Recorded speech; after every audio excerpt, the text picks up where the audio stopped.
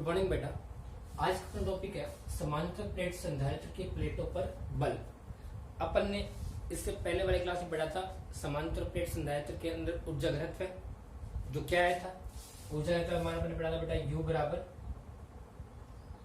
Capital U upon में V।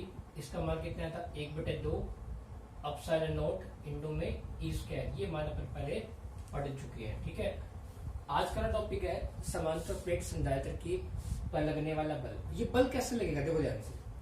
अपन पढ़े समांतर प्लेट की बात कर रहा हूं एक बार के लिए, समांतर प्लेट संधारित्र की, ठीक है। इसमें चार्ज प्लस, इसमें चार्ज क्या है माइनस।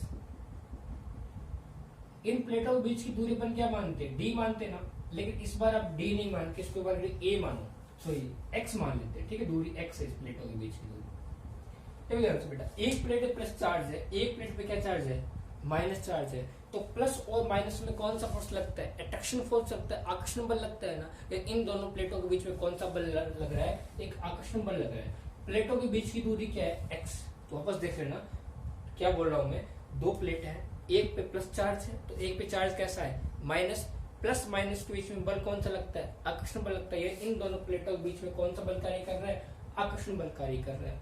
और दोनों के प्लेटों के बीच की दूरी कितनी दी हुई है, x दूरी दी हुई है। अब आप जानते हो यदि आप इस दूरी में वृद्धि करोगे, दूरी को बढ़ाओगे, एक प्लेट दूसरी प्लेट की दूर लेके जाओगे, तो आपको क्या करना पड़ेगा, इन प्लेटों के बीच में जो आकर्षण बल लग रहा है उस आकर्षण बल का विरोध सहना पड़ेगा। वो आकर्षण बल तो इसका विरोध करेगा नहीं करेगा, बिल्कुल करेगा। इन्हें वो बल ही चाह रहा है कि इन प्लेटों के बीच की दूरी इंक्रीज नहीं हो, दूरी ना बढ़े। यानी वो आकर्षण बल इस दूरी का करने वाला है, विरोध करने वाला है। क्लियर हुई बात। नहीं वो आकर्षण बल ही है, उस बल का अपन मान निकालने वाले हैं। तो ध्यान से रखो आप कि इन प्लेटों के बीच की दूरी कितनी है, x दूरी है। मान के चलो इन प्लेटों के बीच में कौन सा बल लग रहा है, एक आकर्षण बल लग रहा है। यदि आप प्लेटों के बीच की दूरी क्या करोगे, बढ़ाओगे, तो अब क्या करना पड़ेगा, कार्य करना पड़ेगा। क्यों, आप जानते हो कि ये बल कौन सा लग रहा है, आकर्षण बल। यानी प्लेटों के बीच की दूरी बढ़ाने के लिए आपको बाह्य बल, इसके अंदर लगने वाले आंतरिक बल जो आकर्षण बल है उसके विरुद्ध कार्य करना पड़ेगा, उसके विरुद्ध कार्य करना पड़ेगा, ठीक है। देखो ध्यान से मैं बोल रहा हूं, जो आप जो कार्य करने वाले हो, ये पूरी दूरी कितनी है x, पूरी दूरी कितनी है x है। तो आप, मैंने कहा इसकी x दूरी में वृद्धि कर दिया आपने, दूरी बढ़ा दी, प्लेटों के बीच की दूरी बढ़ा दी। कितनी बढ़ाया बेटा, वो दूरी मैंने कह दिया कि प्लेटों के बीच की दूरी dx बढ़ाने पर, यानी प्लेटों के बीच की दूरी dx बढ़ाने पर किए कार्य का मान कितना है, dw है। कार्य मान कितना है, dw। यानी प्लेटों के बीच की जो दूरी x है इसमें आपने वृद्धि कर दी बेटा, और वृद्धि कितनी कर दी आपने, वृद्धि आपने की है dx। तो dx वृद्धि करने के लिए यदि किए कार्य का मान कितना हो, dw है। किए कार्य का मान कितना है, dw है। तो देखो ध्यान से, अपन जानते हैं कार्य की परिभाषा क्या होती है, W बराबर F इंटू एक्स होता है। तो कार्य मान कितना बढ़ेगा, dw बराबर एफ डी एक्स बन जाएगा। क्या बन जाएगा बेटा, dw बराबर एफ डी एक्स बन जाएगा अपना, ओके।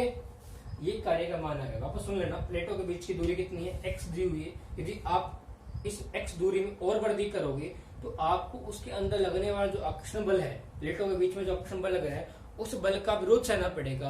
और उस बल के विरोध के बावजूद यदि आप उसमें वृद्धि करते हो तो क्या करना पड़ता है, आपको कार्य करना पड़ता है। इसके लिए आपको एक्सटर्नल फोर्स देना पड़ेगा, बाह्य बल देना पड़ेगा।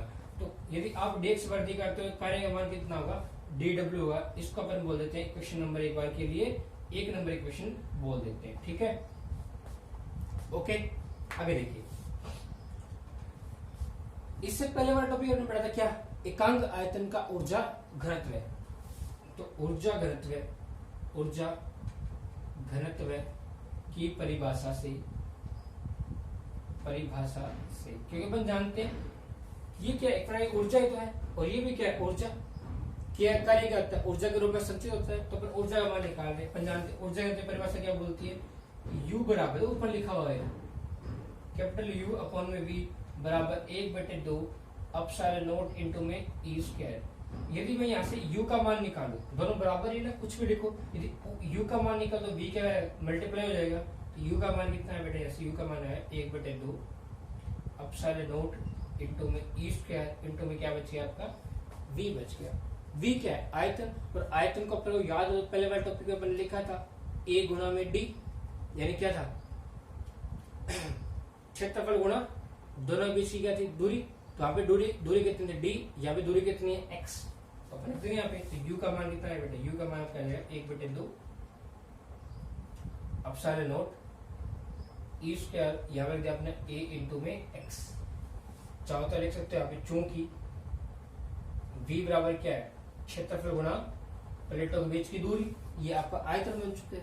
देखो x वर्धी करने के लिए ऊर्जा का मान कितना है, यानी प्लेटों के बीच की दूरी x बढ़ाने के लिए ऊर्जा कितनी चाहिए आपको, u ऊर्जा चाहिए। यदि आपको प्लेटों के बीच की दूरी कितनी करनी हो, dx करनी हो, तो ऊर्जा का मान कितना होगा, तब ऊर्जा का मान आपका होगा du होगा। तो ये बनेगा 1/2 एप्सिलॉन नॉट ई स्क्वायर और a इंटू क्या बन गया भाई, dx। इक्वेशन नंबर कितने बोल देते हैं अपन, 2 बोल देते हैं। इससे पहले आपको मैंने बताया था कि जो आंतरिक ऊर्जा होती है वही क्या होती है, कार्य के रूप में संचित होती है। ये ऊर्जा क्या है, एक प्रकार कार्य तो है। ये अपन जो इस आवेश को स्थानांतरित कर रहे हैं, लेके आ रहे हैं, तो अपन ने क्या किया, कार्य किया। वो कार्य किसके रूप में थी, ऊर्जा के रूप में संचित थी। तो अपन बोल सकते हैं du बराबर क्या होता है, dw। That means equation number 1 और 2, इक्वेशन नंबर 1 व 2 से, समीकरण 1 व 2 से क्या बनेगा बेटा, du का मान कितना दिया हुआ ये, और dw का मान दिया हुआ ये। तो क्या बनेगा, du का मान देते हैं 1/2 epsilon not E square a into में dx बराबर dw का मान कितना है बेटा, ये दिया हुआ, तो f dx। तो dx से dx क्या होगा आपका, कट गया। यहाँ से बल का मान कितना है बेटा, यहाँ से बल का मान होगा f बराबर 1/2 एप्सिलॉन नॉट ई स्क्वायर और a। इतना आ गया, ठीक है। आपने इससे पहला टॉपिक है आवेश का मान, अपन जानते हैं ना, इक्वल टू क्या होता है, q divide by a epsilon not. यहां से अपने आवेश का मान कितना निकाला था, a एप्सिलॉन नॉट इंटू में e, यानी आवेश का मान आ गया ना।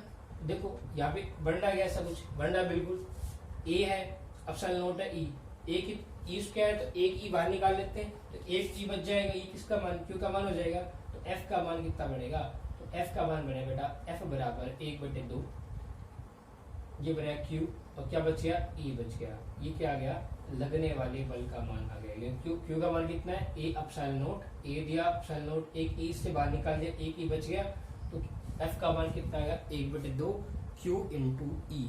ये क्या आ गया बेटा, आपके लगने वाले बल का मान आ गया। वापस देख लो, इस प्लेटों के बीच की दूरी जब आप dx में वृद्धि करोगे तो कार्य का मान कितना होगा, dw बराबर f dx। ऊंचा तो एक परिभाषा से u अपॉन v बराबर 1/2 epsilon not into e square. तो यहाँ से u का मान कितना आया, 1/2 epsilon not e square into v। v क्या होता है, क्षेत्रफल गुणा प्लेटों के बीच की दूरी, ये आयतन के बराबर होता है। तो अपने v का मान रख दिया यहाँ पे। देखो x वृद्धि करने के लिए ऊर्जा क्या चाहिए, u, dx वृद्धि के लिए ऊर्जा क्या चाहिए, du। तो अपने मान पुट कर दिया। अपन जानते हैं क्या कार्य क्या होता है, ऊर्जा के रूप में संचित होता है। तो du बराबर होता है dw, यहाँ पे du का मान पुट कर दिया, यहाँ पे dw का मान पुट कर दिया, dx से dx क्या होगा, कैंसिल आउट हो गया। तो f का मान कितना है, 1/2 एप्सिलॉन नॉट इंटू में e स्क्वायर और a।